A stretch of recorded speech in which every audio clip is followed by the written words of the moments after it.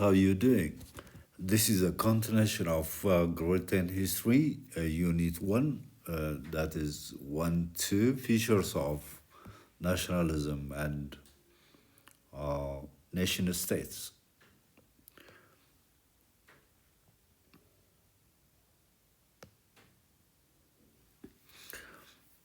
Several major movements before 19th century contributed to rising nationalism, it says. Okay, there were key movements, major popular movements before the 9th century. 19th century does mean prior to 1899. Okay, events that happened before 1899, we include from 1800. Okay, we include, this is 19th century. Before the 9th century does mean before 1800. Okay, factors that contributed to rising nationalism, we are going to see. Therefore, it doesn't include 19th century. It says before the 9th century, meaning long years, centuries even, prior to the happening of this developed capitalism. We have the Renaissance, okay, the Renaissance that encouraged the use of national language and literature, fostering national identity. Renaissance, which began in Italy in the middle of the 14th century, that, and it encouraged people to have or to use their national language, their literature. It bolstered, it fostered national identity. The Protestant Reformation after Renaissance, okay, we have this the Protestant Reformation movement, a religious movement that began in Germany in 1517 by Martin Luther, okay, that shattered religious unity, okay, fragmented religious unity, gone down, declined, and awakened the papal authority. Papal authority meaning the authority that was controlled by the Roman Catholic Church. It weakened its power, the authority of the Papa states or the Pope. Okay, here what it says, trade, more importantly, long distance trade and colonial expansion brought walls and strengthened emerging nation states, particularly for, this was very advantageous for Portugal and Spain. It brought abundant walls to Europe. Nationalism is what it means. Frequently it's mentioned that it's a feeling of belongingness, loyalty that causes people to think of themselves as a nation. Okay? Here it says, a feeling of belongingness.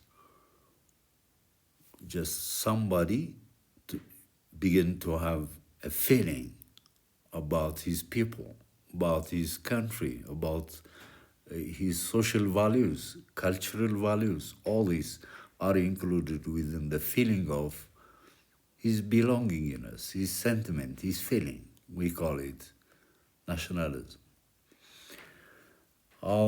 Let's move directly to this is part of history. After Napoleon's defeat, the early 9th century was marked by reactionary politics. What important here is, before Napoleon Bonaparte came to power, what had happened in France? That was in the just at the end of, or just in the second half of the 18th century, like 1789, there occurred a French Revolution, that, toppling down, deposing from power those monarchs, absolute monarchs. Okay, there was a kind of turmoil spread of revolutionary ideas, a question of liberty, independence, democracy. Okay, this had occurred in France. Therefore, after Napoleon's defeat, what the early 9th century monarchies began to think about was how to tackle or how to block those revolutionary politics, opinions, ideas, not to come to their borders, to their territories, to their mainland. Here it is. Powerful conservative states like Britain, Russia, Prussia, Austria, all these did have conservative states, not liberal states. The war made in 1815. Once they combined their force and defeated Napoleon Bonaparte at the Battle of Waterloo in 1815, they came together, met in Vienna, and signed the Treaty of Vienna, it says. They signed the Treaty of Vienna, partly to decide what to do with the former territories occupied by Napoleon, right? Okay, the other thing is how to tackle, how to block those revolutionary ideas not to reach to their territories. Their aim was to restore monarchies, except almost Britain and Russia. These territories were Prussia, Austria, had been under Napoleon's rule. Okay, how to restore? Monarchies were already demolished from power. Now, this was signed with the aim to restore monarchs, to bring back monarchies to power and prevent revolutionary change. Conservatives wanted to preserve traditional systems and suppress liberal.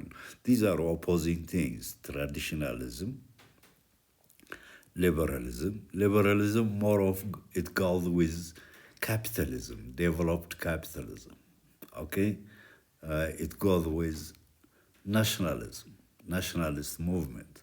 Traditionalism, meaning conservatism, a backward thinking.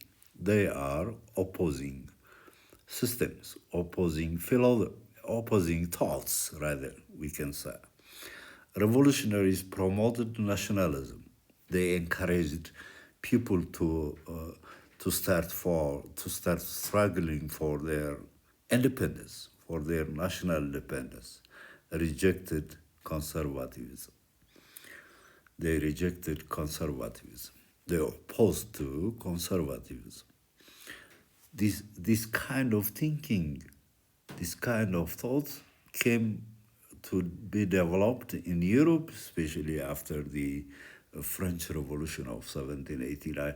Not alone in Europe, this thinking, liberal thinking, even crossed the Atlantic Ocean and reached to the society of USA.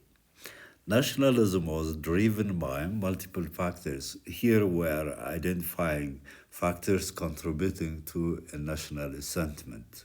Somebody to have a nationalist feeling, sentiment. What factors helped that guy, that person, okay, to develop nationalism?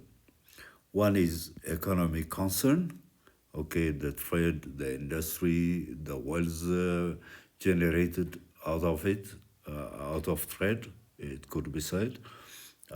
This economic concern, historical concern, the geographic case, the issue, the social concern, the political, all these, the five things, okay, were factors that contribute to the development of somebody's nationalist sentiment. Okay, this shows all in all a feeling of nationalism. The same people think of their deep-rooted history, their shared past, their commonly shared cultural values, and praising their national heroes, praising, okay, appreciating their national heroes, political icons. Geographically, they do feel sharing common territory, common borders. Socially, they feel that they belong to one language family, okay, having commonly shared customs, okay, customs meaning the wedding ceremonies, the ceremony at times of condolence, the practice at times of condolence, okay, religious views, all these within society, they are called social values that a nationalist could develop in his mentality or her mentality about his nation. The political concern for self-rule rather than being oppressed or suppressed by foreign power, there was a desire for self-rule, independence, that means freedom from foreign control. Okay, having this in mind, what this tells us is this unification of Italy. You know, at times of Napoleon or just it had been under the control of especially southern parts of Italy had been under French control. What we here try to understand is that by the Congress of Vienna in 1815, Italy was divided into five here. This is a basic one. Five tiny, different, small states. Some are autonomous, some are not. Here we say Piedmont, Sardinia is what? Okay, Piedmont, Sardinia. If I could bring for you this one or show you this one, okay. Here we have Piedmont, Sardinia. Here it is, this area, okay, Piedmont, Sardinia. Here in the north, Modena, Parma, Tuscany. They are, here is Tuscany. These three, Parma, Modena, Tuscany, under their own local prince, but influenced by Austria. Influenced by Austria. The other two, just we have Lombardy, further north, Lombardy, and Venetia, under directly controlled by Austria, Lombardy and Venetia. Here, four, like including Rome, there were four states, smaller states controlled by the Roman Catholic Church under the Pope. That time he was called Pius IX. We call collectively, we call them papal states, states under the Pope. Here we have southern part of Italy, the kingdom of the two Sicilies. Therefore, as I showed you, this as the nucleus. This was a nucleus, autonomous nucleus state. Nucleus meaning that it is not directly telling us about its geographic centrality, rather military power, okay, economic potential, plus having its own independent autonomous monarchy ruled by its own monarch or king or emperor, and having its own constitution, independent of, free of, meaning free of foreign intervention, foreign control, foreign power. only Piedmont and Sardinia, even though there are two islands. Rather, we collectively call them Piedmont, Sardinia, or Piedmont or Sardinia, all the same. A nuclear state, Piedmont, Sardinia was. Lombardy and Venetia, as I said, under Austria. Parma, Modena, Lucca, and Tuscany restored to local prince, but influenced by Austria. Papal states under the papacy, the kingdom of the two Sicilies. They were consisted of Naples and Sicily. Was restored under local rulers. The king at that time was, during the unification process, the king was Francis II,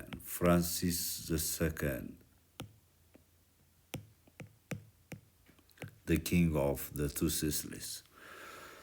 Now, if there are points important,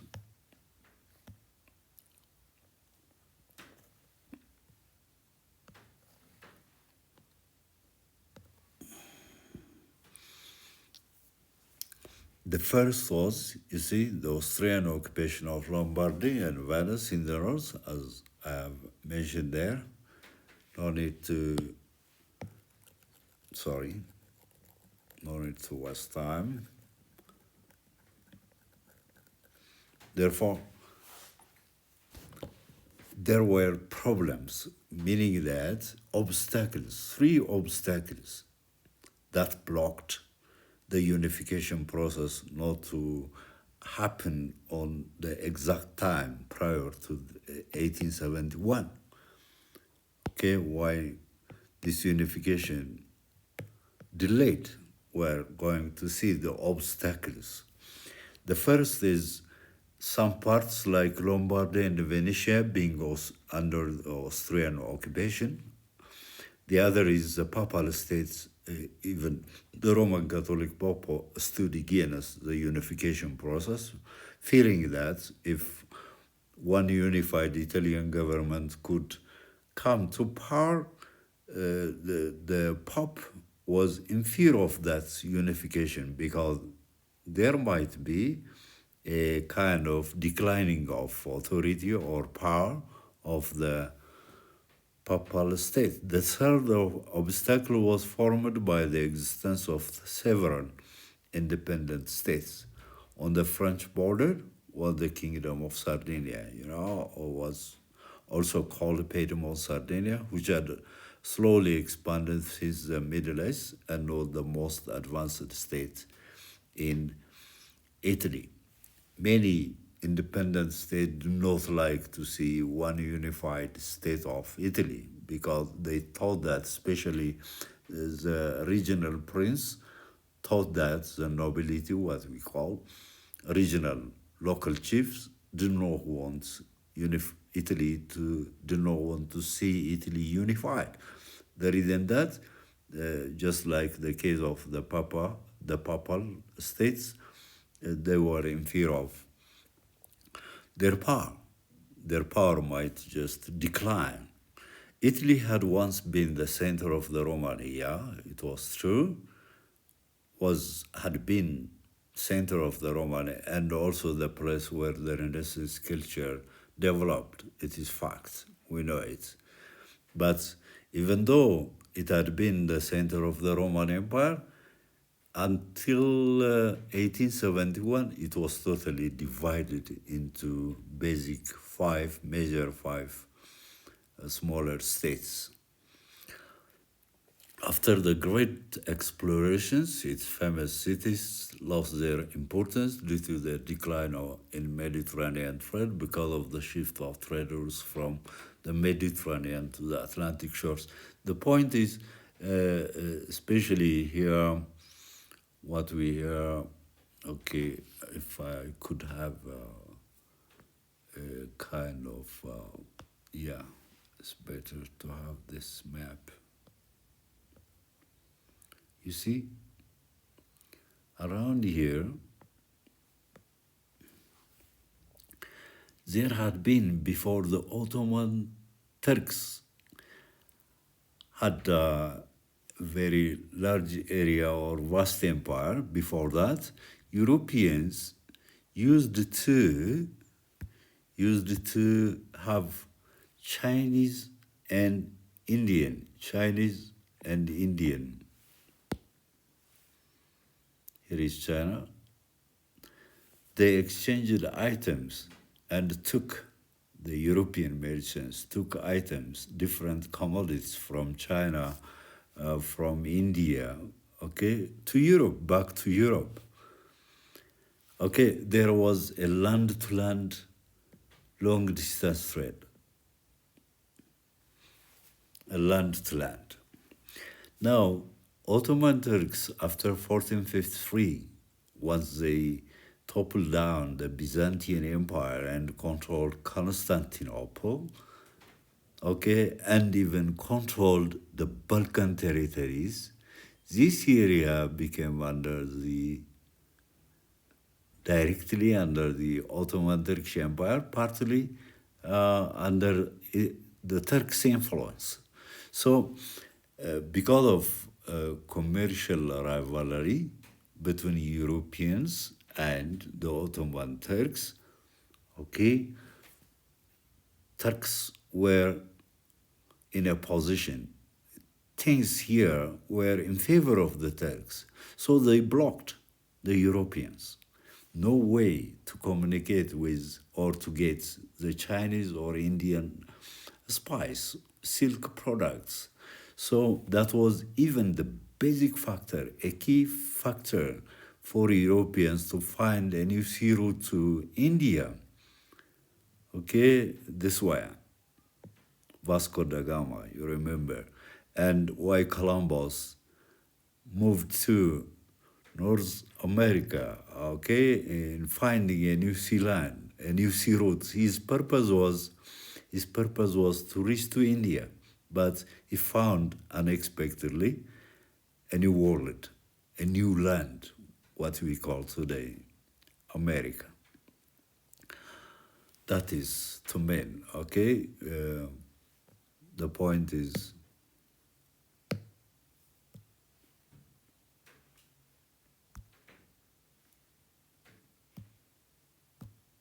sorry,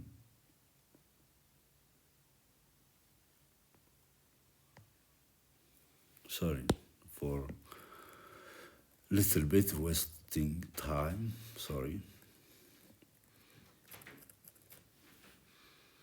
So that says here,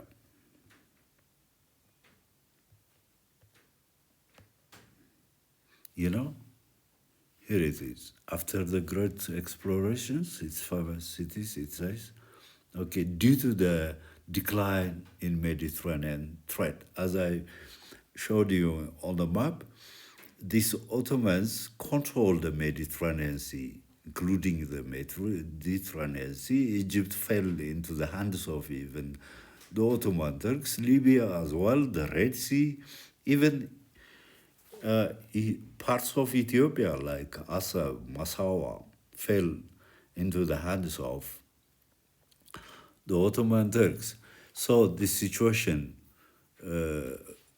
decreased the gains of the Italian merchants as well. It led to the decline of Italian famous cities. Okay, well, I have discussed this case to you, no need.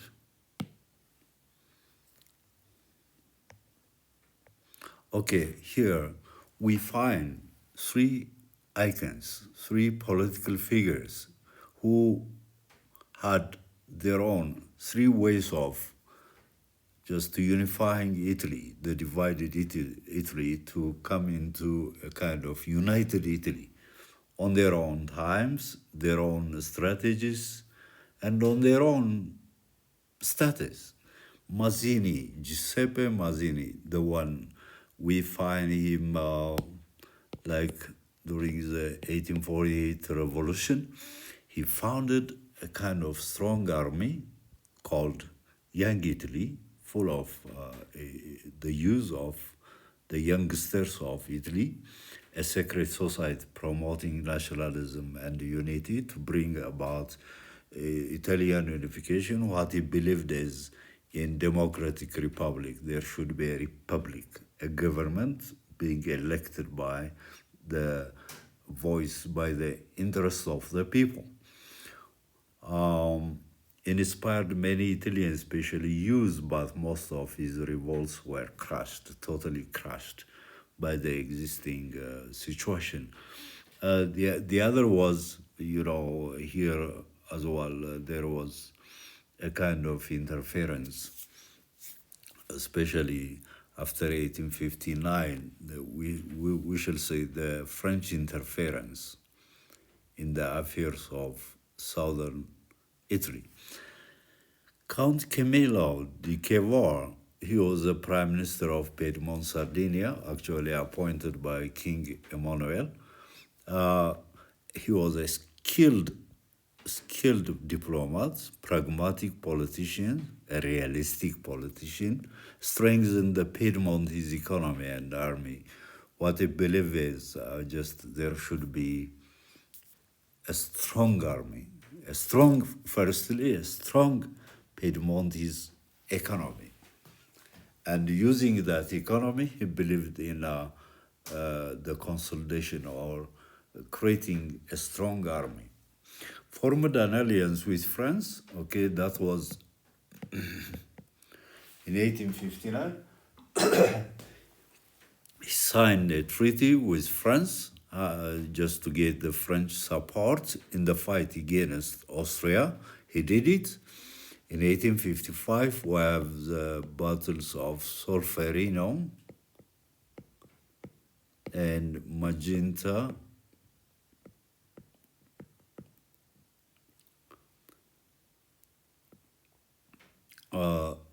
Okay, as a result of this war, Italians or Cavour gained what is called Lombardy in 1859. Lombardy. And Venetia continued to be under the control of the Austrians, but after just like some years, Italians joined with Prussians, Germans, Cavour with Bismarck, and this combined force beat or defeated Austria, and the Italians gained Venetia as a result of the Austro-Prussian War that had occurred in 1866. Okay, the other icon is the Garibaldi, Giuseppe Garibaldi, okay, in the south of Italy, the Two Sicilies, a passionate soldier and a nationalist, leader of the Red Shirts.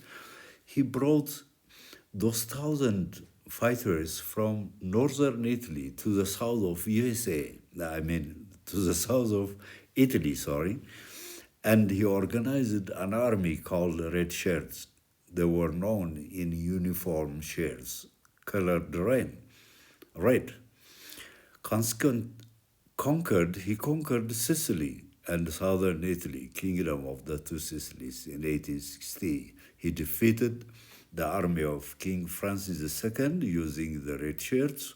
We call them sometimes the thousands. And he scored a victory and took control of southern Italy. But unfortunately, he quit politics and went back to his fishing island. He quit politics. He handed over this southern part of Italy, the Two Sicilies, to Cavour. So southern Italy joined with Piedmont, Sardinia. Here was Lombardy. As a result of these wars, the other 3-4 northern territories were included as well. Parma, Tuscany, Modena, they were included in to Piedmont in the formation of one Italy. Okay, they were included by Cavour. They were taken by Cavour. So by the year 1861, Italians proclaimed their unified kingdom, okay, under King Emmanuel and with Prime Minister Kevor. But two areas, as I said here, after 5 years, Italians should fight with the Austrians to get Venetia, and as well they have to fight they have to fight against the French to get what? Rome, because the French army came to Rome in support of to save the life of the Pope. The Pope was under frustration that time, so the Roman Catholic Church was a Catholic church, a Catholic, and the French government was officially Catholic. So Napoleon III dispatched his army in support of Pope Pius IX. Okay, from 1848 to 1870, up until the Franco-Prussian War, Rome was under the control of the French army. Okay, so with the occurrence of the Franco-Prussian War in 1870-71, the French troops withdraw from Rome and Italian unification was accomplished. But following that unification process, once Italy was politically united, there were some problems. It says regional division, lack of stability, as few the Italians were experienced in self-government. They lacked political experience, what it means. Tension between industrialized north and the agrarian south. Still what it means is, even though Italians accomplished their unification process, the north remained highly advanced, the south agrarian, okay, in the north liberal thinking, in the south traditional thinking. That means. Okay. Here, as I mentioned, okay, tension, there was a developed tension between industrialized north and agrarian south. It is telling us that about the division. Okay, positively, some developments after unification had occurred. A standard form of the Italian language, okay, Italian language developed. The growth of industrialization and urbanization, mainly in North Italy, widespread expansion of modern education, creation of a strong national army. These were the positive impacts of the unification process. Okay, now 1 to 2, unification of Germany.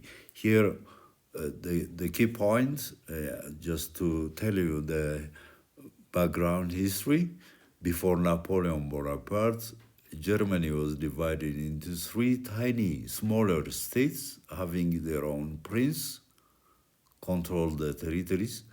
Napoleon Bonaparte, okay, deducted and reduced it to 100. And the Congress of Vienna made it 39 states. Okay, we should not use actually not autonomous. They were controlled by foreign powers, in the north by Austria and in the south by France, not autonomous actually. Okay, let's move. In the mid-19th century, strong nationalist sentiment grew among the German people for unification. Okay, nationalist sentiment, belongingness. There was strong nationalist sentiment in the minds of the German people for having a unified state in the mid-19th century, meaning that, meaning 1850. The Congress of Vienna created the German Confederation. You know, this Vienna Congress, the host nation was Austria in favor of her own okay, interest. So she created alone, without any consent from Prussia, created the German Confederation.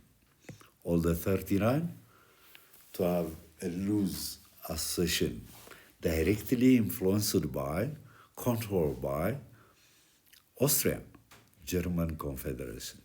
The Austrian Empire dominated the Confederation, but Prussia emerged as the main force for unification. So what it means is Prussia and Austria became rivals. Prussia did not like to see Austria in the affairs of the German affairs, in the affairs of Germany, all German states. Austria did not like to see Prussia standing for the unification of Germany. So this rivalism, even when we talk about unification of Germany, that is the history of the rivalism between Austria and Prussia. The revolution of 1848 attempted to unify Germany under a liberal constitution, but failed due to a lack of support from monarchs and military. Okay, the people had a revolution of 1848. This belonged to the people, to the mass. Monarchs, how could they involve here? Okay, monarchs all the time in Europe were against the revolution, any revolution, because they were conservatives.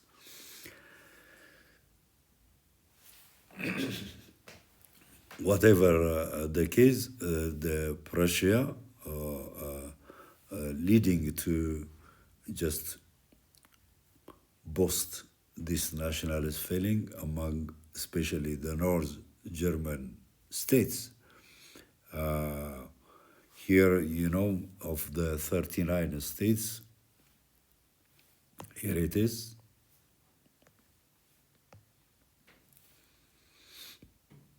We can set this, sorry. Okay, up to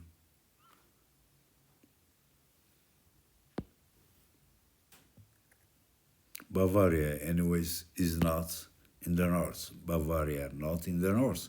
Prussia is here. Prussia, the nucleus states. These are in number 22. North German states were in number 22. South German states, including Bavaria, were 17. This was, just to give you a clear picture, this area was highly industrialized,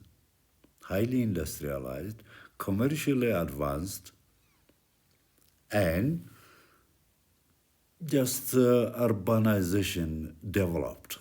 Okay, widespread of, there were major developed cities in the north. Here in the south, agrarian economy, agricultural economy, there was backward comparing one another.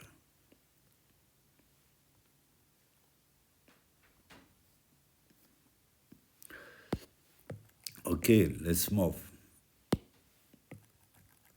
to the next. Sorry. Now, what Prussia developed was just to kick off the Austrians from the soil of Germany.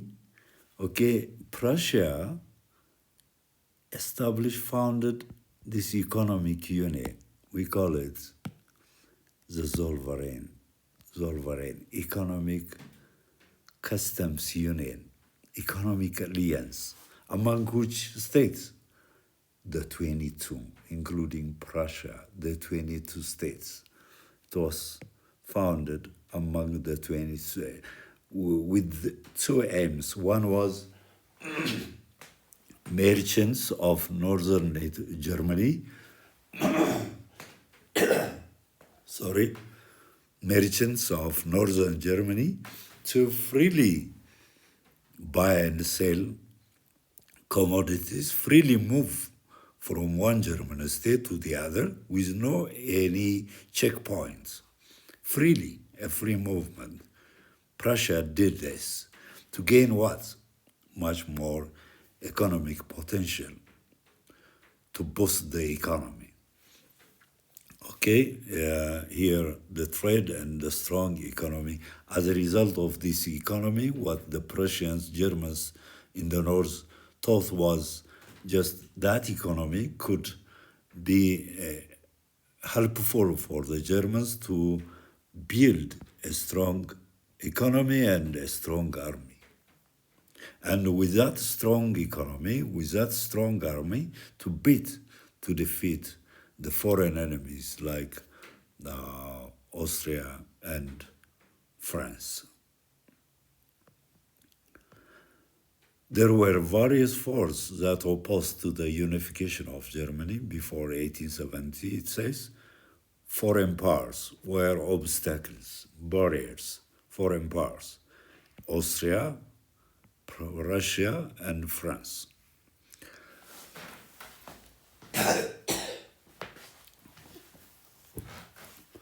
There were small German states who feared Prussian domination. They didn't like to see the strength of Prussian domination. They feared of Prussian domination because they feared that Prussia might dominate, might force them to lose their power, their local power.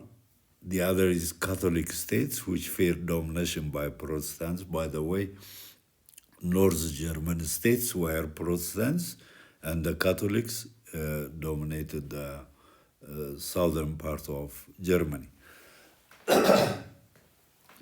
Okay, Prussia emerged as a leading German state. As we have discussed in Italian unification, we mentioned of what we call Piedmont, Sardinia, in Piedmont, Sardinia, in Italian unification. Here is the nuclear state, Prussia, a nuclear state, having its own independent autonomous monarchy, independent emperor, having its own constitution, having its own chancellor, no more foreign intervention in the affairs of Prussia. So, a nucleus. A strong army and economy she built, okay, Prussia to be the leading German state. She had a strong army, she had good potential, economic potential, better of the other states.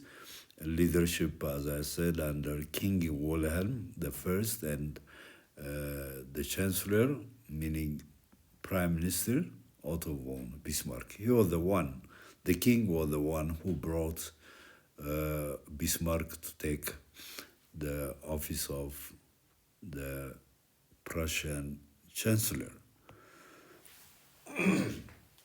Just like the person Cavour we mentioned in Italian unification, Otto von Bismarck was the leading. He was known as the Iron Chancellor, a strong prime minister to me, a master of real politics, believed in practical goals. What he frequently mentioned was blood and iron. He believed in blood and iron. To bring about one unified German state, there should be a war. We should fight. Blood, referring to human sacrifice, iron meaning war. And unification, he believed, is what he said is not like speech, good speech or diplomacy, but through wars, bloody wars. Okay, this what real politics: pursue goals by any means necessary, go to war, lie, break treaties. Okay, so he knew that he had three enemies, foreign enemies, okay, who control that control territories. In the north, there was welcome. In the north, there was Austria as well. In the north, there was also Denmark. Denmark. Okay. Here we have seen. Here is Schleswig, and Holstein were under the Danes. Denmark controlled these two territories of Germany. Okay,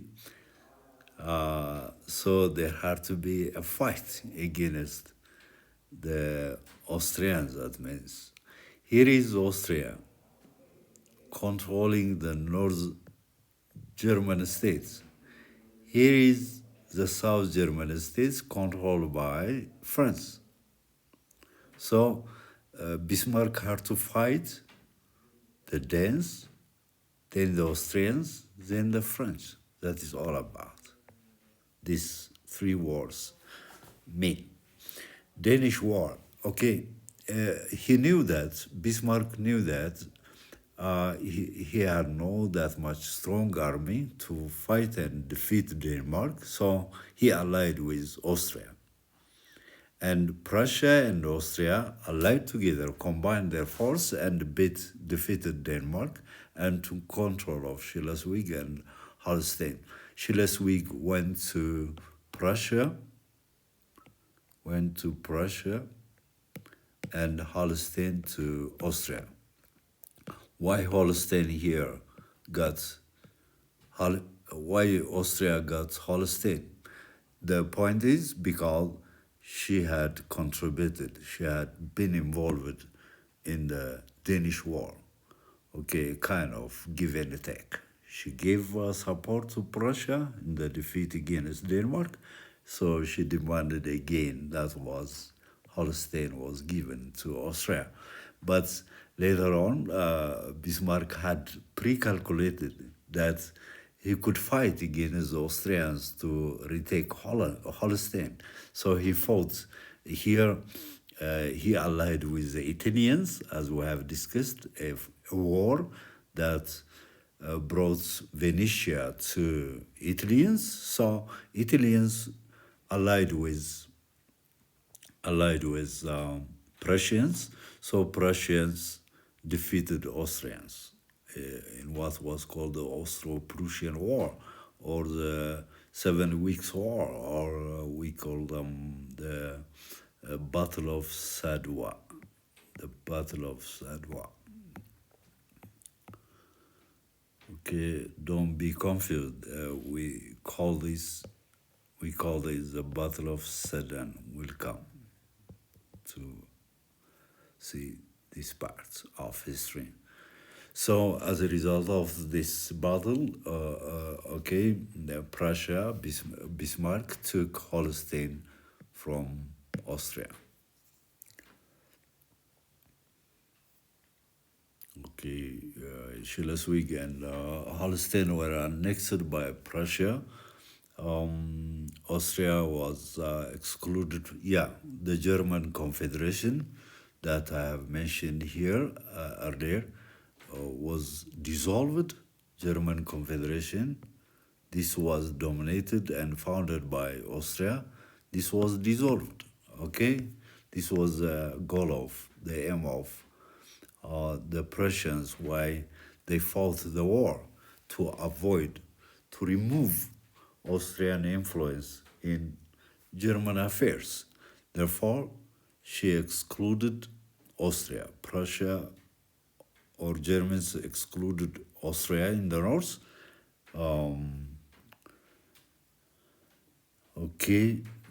What Prussians did was the North German Confederation was formed under the leadership of Prussia, excluding Austria.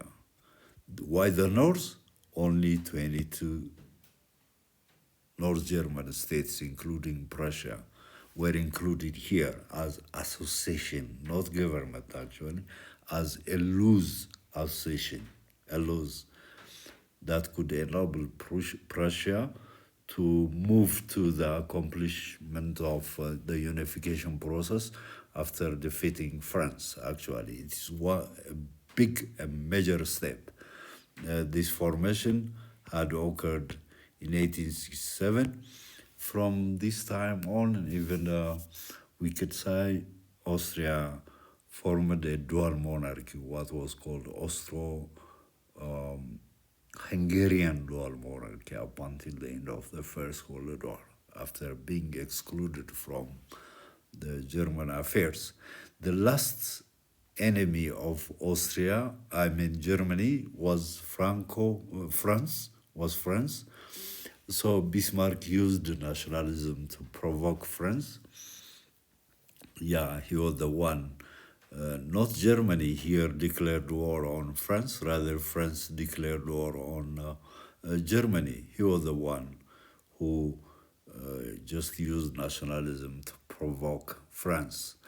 But in the end, because, you know, all the 39 states, together with Italians, okay, they allied with the Germans, okay, combined their force and defeated the army of Napoleon III. Himself, Napoleon III, became a war captive and a prisoner, okay?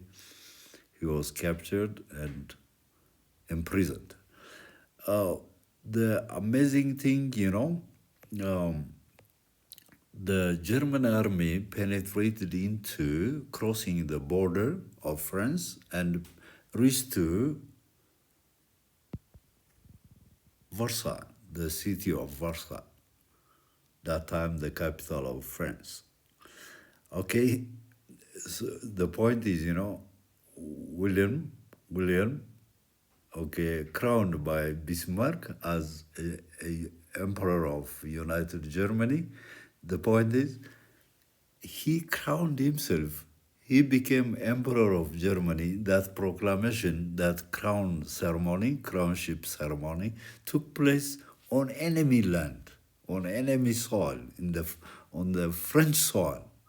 This was taken by the French nationalists as an insult, degrading their status. They were angered, totally indignant, and they were waiting for one day to avenge the Germans. And that became real at the end of the First World War. The French almost punished Germany, okay? France forced Germany to pay a huge war indemnity reparation payments until 1922, I think. Okay. Beside that, the Germans forced the French to accept a treaty. That was called Treaty of Frankfurt, 1871. As of this treaty, France agreed to hand over, that means, to Germany, her natural territories were rich in coal and iron, Alsace and Lorraine. In South Germany, they are bordering to France, border areas between Germany and France in the south. France agreed to pay huge war indemnities to Germany, that's clear. Okay, then after, following this completion of its unification, Germany became a powerful industrial and military nation, but this militarism increased the tension, shifted the balance of power, meaning that Britain and France they were old enemies, okay, but since like 1904, they formed a kind of cordial intent in fear of the growing German power, military power. So the old enemies, Britain and France, became friends. Balance of power. That means there was a shift, and it Germany on one side and would never be a partner to Britain and France, as well as to Russia. So on German side, Austria-Hungary came, plus Italians for the timing. Then Ottoman Turkey came on the side of Germany, and the war broke out as a result of this shift of in the balance of power. To three, American Civil War. Okay, in short, this means it had its own background, history. It takes us to the American War of Independence, meaning that, in short, the settlers here, there were colonists living here, the blue-colored, North USA, the red-colored, the territories south of the USA, the North, highly advanced, the South, based on plantation farms, what it says. So, as a whole, earlier, in 1781, the colonists who had settled here, following the footsteps of Christopher Columbus, they settled here and there in the what's called the USA, and they began to permanently live here. This we call them white settlers, colonists, and the foreign power was the British colonial government. So, because of the Stamp Act, Sugar Act, the two sides, the 13 British colonists fought with the British colonial force and defeated them. And finally, in 1783, Britain was defeated and driven out of what we call today USA. Therefore, even though, it was in 1789, USA was formed under George Washington, USA having its own constitution. But that constitution lacks one thing. There was a question of slavery. So it was not, the problem was not resolved. Back in history, slaves continued from 1500 on the way to the time of Abraham Lincoln, 1863. They remained slaves, So there was no any amendment included in the Constitution regarding the freedom or liberty of American slaves. Therefore, here is the point now, the basic point, the causes for the start of the American Civil War. Two causes: economic difference, political difference. The north of the USA, was highly industrialized, used hard labor, not slave labor. The south of the USA had plantation agriculture. Here is highly industrialized, agrarian plantation agriculture. We can say plantation farms, using slave labor, not hired labor. Political difference: the North wanted to abolish slavery. Thinking that, they were called abolitionists, by the way, thinking that slavery that had existed in the South could be a blockade or a barrier for the whole of USA not to have a widespread industrialization. So they wanted to abolish slavery. They took slavery as a barrier, as a blockade for industrialization. Plus, the group of the North, including Abraham Lincoln, the president, they wanted to see the whole USA, to have what's a uniform industrial development, industrial growth here and there, including the South industries to be planned. There were actually little ones, but they needed widespread industries across the whole 34 states. We have here in the north the Lincoln Group, okay, 23, and the South Group, 11 states who wanted to be ceded. The South wanted to preserve slavery. The policies regarding slavery as well as anachronistic, obsolete, outdated system. But the South wanted to preserve slavery, to be attached with slavery. They wanted the labor of slaves for life. They didn't want any industrialization to be seen in south of the USA. So they formed CSA, Confederate States of America, led by Jefferson Davis.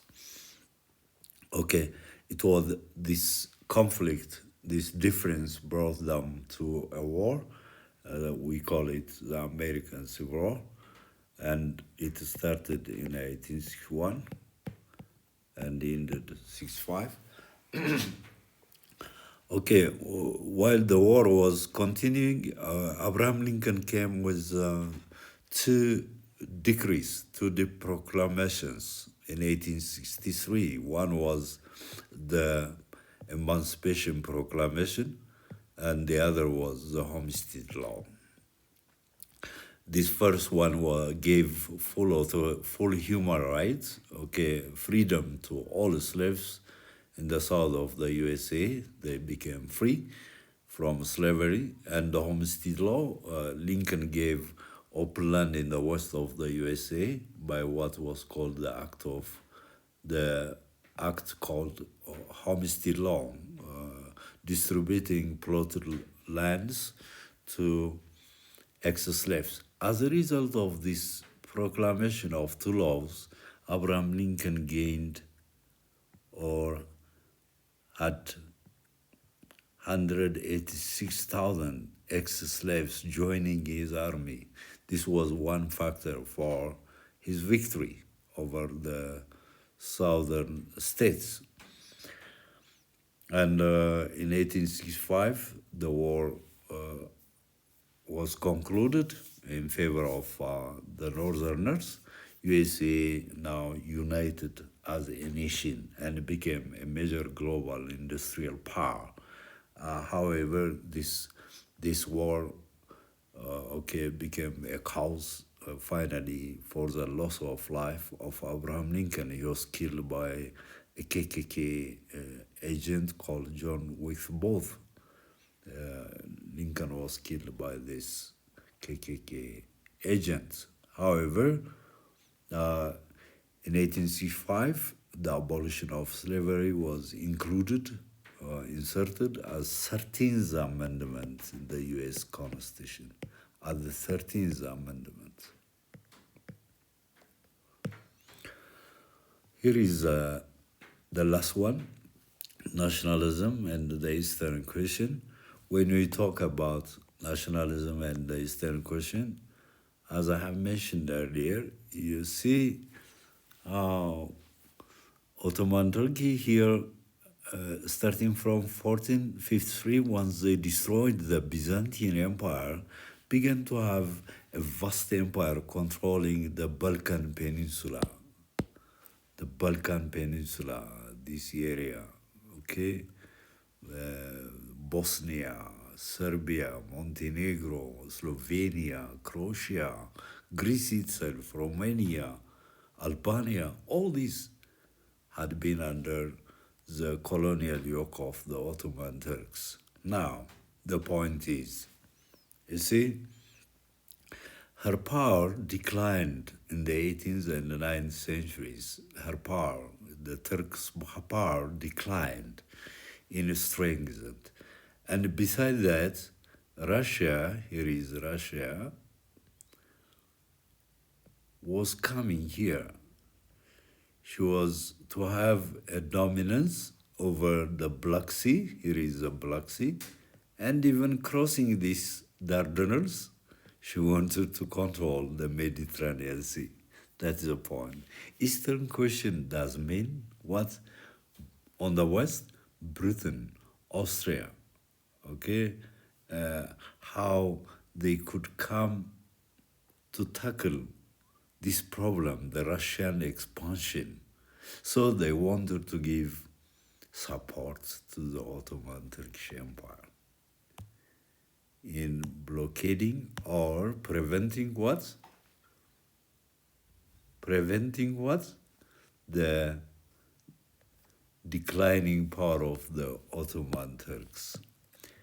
Okay, for their own advantage. And there was a feeling of even taking some portions of the Balkans from the hands of the Ottoman Turks following the decline of the Ottoman Turks because Russia was on the move. That is a point. Okay, you can read all these points here. In short,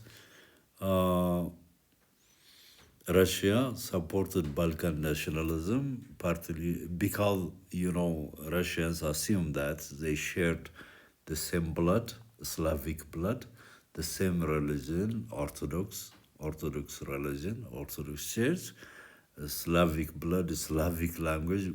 She assumed that she had the same blood, the same language, the same religion. So she wanted to stand on front line in supporting the Balkan nationalism, for the Balkans to be free from Ottoman Turkish colonial yoke.